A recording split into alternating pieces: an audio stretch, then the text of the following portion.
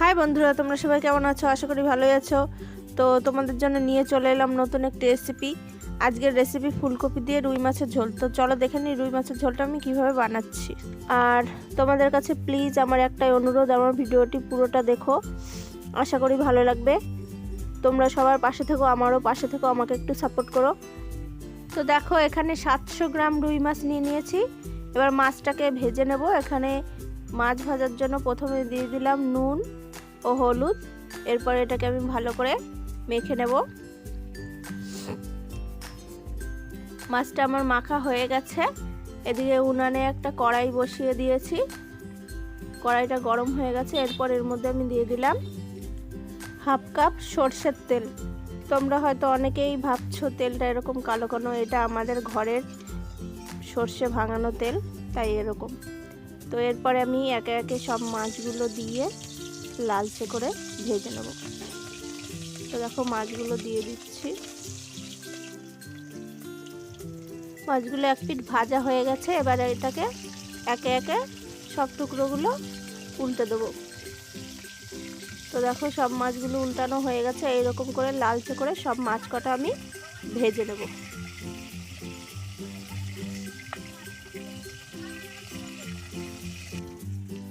তো দেখো মাছগুলো আমার ভাজা হয়ে গেছে। এবার একটি থালা নিয়ে তার মধ্যে আমি মাছগুলো নামিয়ে নিচ্ছি।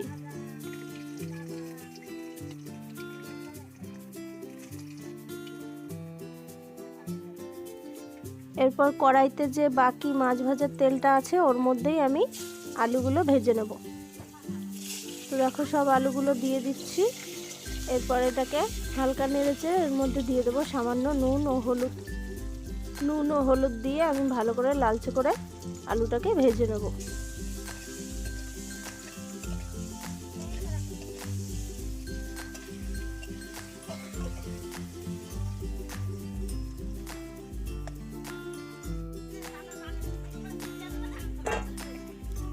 তো দেখো আলুগুলো আমি নামিয়ে নিয়েছি, ভাজা হয়ে গেছে। এরপর ওই তেলের মধ্যেই কেটে রাখা ফুলকপিগুলো ভেজে নেব। তো দেখো দিয়ে দিলাম ফুলকপিগুলো দিয়ে হালকা নেড়েচেড়ে ওর মধ্যে আবার একটু নুন হলুদ দিয়ে ভালো করে ভেজে নেব।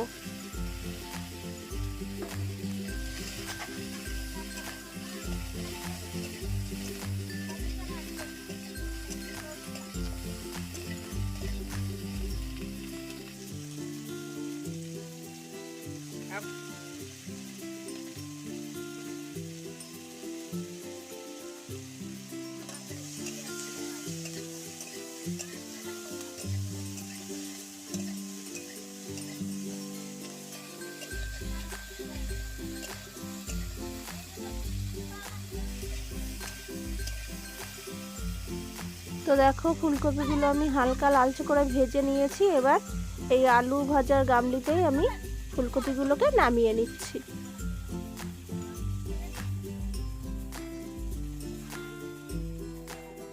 পুরো সবজি আমার ভাজা হয়ে গেছে। এরপর কড়াইতে আমি আরও 3 টেবিল চামচ সরষের তেল দিয়ে এর মধ্যে ফোড়নে দিয়ে দেবো একটা শুকনো লঙ্কা ও গোটা জিরা ও শুকনো লঙ্কাটা দিয়ে হালকা নেড়ে চেড়ে এর মধ্যে আমি দিয়ে দেবো আদা বাটা ও জিরা বাটা। আদা জিরা বাটা দিয়ে আমি ভালো করে নেড়ে চেড়ে নেব। আদা ও জিরাটা হালকা ভাজা হয়ে গেলে এর মধ্যে আমি দিয়ে দেবো 1 চামচ লবণ ও 1 চামচ হলুদ গুঁড়ো, আর দিয়ে দেবো 1 চামচ কাশ্মীরি লাল লঙ্কা গুঁড়ো। সব মশলা দিয়ে কষিয়ে নিয়ে আমি দিয়ে দেবো হালকা একটুখানি জলটা দিয়ে আমি আবারও ভালো করে নেড়ে চেড়ে নিয়ে পুরো মশলাটাকে কষিয়ে নেব। তো দেখো মশলাটা আমার অনেকটাই হয়ে এসছে। এরপর এর মধ্যে আমি দিয়ে দেবো ভেজে রাখা আলু ও কফি দিয়ে আমি ভালো করে মশলাটার সঙ্গে কষিয়ে নেব। তো দেখো আলু ও মশলা ফুলকপি ভালো করে কষানো হয়ে গেছে। এরপর আমি এর মধ্যে দিয়ে দেব জল। তোমরা তোমাদের পরিমাণ মতো জল দেবে।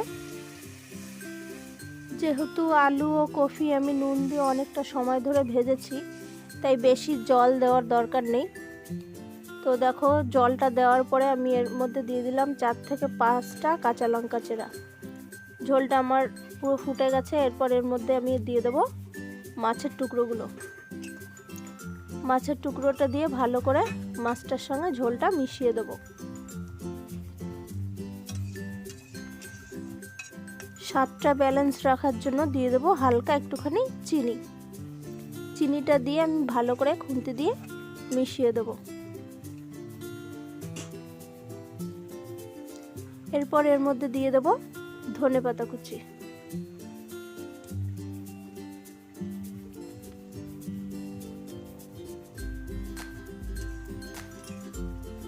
ধনেপাতা কুচিটা দিয়ে আমি তরকারিটার সঙ্গে ভালো করে মিশিয়ে দেব। যেহেতু আমি ধনেপাতা দিয়েছি তাই গুঁড়ো গরম মশলা দিইনি, তোমরা চাইলে দিতে পারো। তো দেখো আমার ফুলকপি ও রুই মাছের ঝোলটা একদম রেডি। এবার একটা গামলিতে নামিয়ে নিচ্ছি।